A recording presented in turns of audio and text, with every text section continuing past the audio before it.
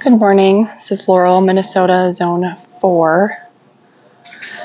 Just filming what I use for fertilizer in my garden every year. It's a little bit different for annuals versus vegetables versus perennials and shrubs. We'll start with annuals. When I plant, I'll use this is Garden Tone. I use that because this year that was the cheapest I could find in that size bag. Sometimes I use Plant Tone. Usually the Espoma in that size is the best deal I can find. So whatever's cheaper. Just an all-purpose fertilizer. I mix that in the soil along with earthworm castings when I initially plant all of my annuals. And then throughout the year, or the summer rather, usually weekly, mostly weekly, sometimes I skip a week if I get busy, but I use these water-soluble fertilizers, and I alternate between the kind for blooming with higher potassium and, what's NP, the middle one, phosphorus, and then an all-purpose fertilizer. So I kind of switch between these two. I don't tend to fertilize often anything that has there are certain annuals that don't like a lot of fertilizer, so begonias, impatiens, caladium, those don't need as much fertilizer, so I use it sparingly. I don't do it every week on those planters. This is the same thing. These are empty. I use these up, but those are just like a local garden center brand. You know, Miracle Grow makes the same thing, really similar. I can't get this open. It's like a blue kind of little blue flakes that dissolve in the water, and usually it comes with a little scoop. I also weekly mix in this chelated iron. This variety is a little bit cheaper. I know this works up to about a 6.5 to 7 pH water. Like if your water or soil is slightly acidic to neutral, this kind will work. This is liquid. I mix it in right in the bucket with the fertilizer. If your soil is more alkaline, there's a different kind. I don't recall the letters. There's a different kind of chelated iron that you would need to use because this won't really be effective. But this is especially great for petunias and million bells. It keeps the foliage from yellowing out. They need a lot of iron, along with a lot of food, plant food or fertilizer, to be healthy. I also will use this on my blooming plants in the spring, like roses.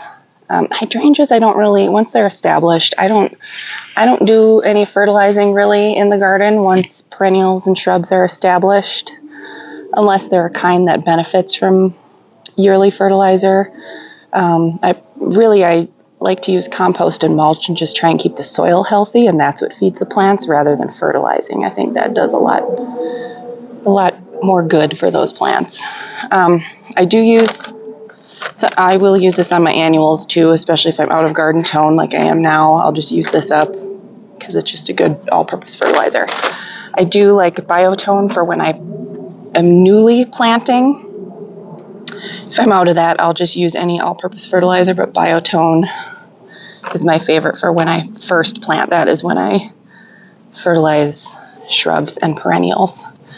On my vegetables, like my raised beds, or if I'm planting in my fabric pots, or fabric pots, I'll use something like this. I also have Tomato Tone, a little bag of Tomato Tone that I use on tomatoes and peppers. This year I tried this. It's a product made by Urban Farmer on my pepper plants that I ordered online. Seems to be doing well. I also use earthworm castings on pretty much everything that I plant. And then I use the fish emulsion fertilizer on pretty much all my vegetables about once a month or so. I could probably use it a little bit more often, but yeah, about once a month I use that on my veggies. I think that's it. I go through, I have quite a number of annuals in my containers, so I do go through a lot of fertilizer, especially when I initially plant. which is why I get a whole big bag of that every year. This should last me at least this season into next season. This, I might go through one of these in a season, just to give you an idea of how much I use per year. And I start in my zone. I think our last frost date is May 10th, and our first frost date is around October 10th. And so as soon as I start planting, I pretty much start fertilizing in the next week or two.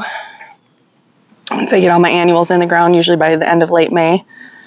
And I could continue fertilizing through September, but usually by the end of September, mid to end of September, I'm tired of it, so I'm not fertilizing anymore, and they only have a few more weeks left of growing season anyways. I do save my potting soil.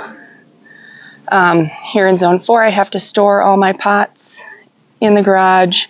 We don't have space. We're such tiny driveways. There's little space between houses, and we get big, huge piles of snow from keeping our driveways and sidewalks clear. So I do put all my pots away in the winter in my shed in my garage.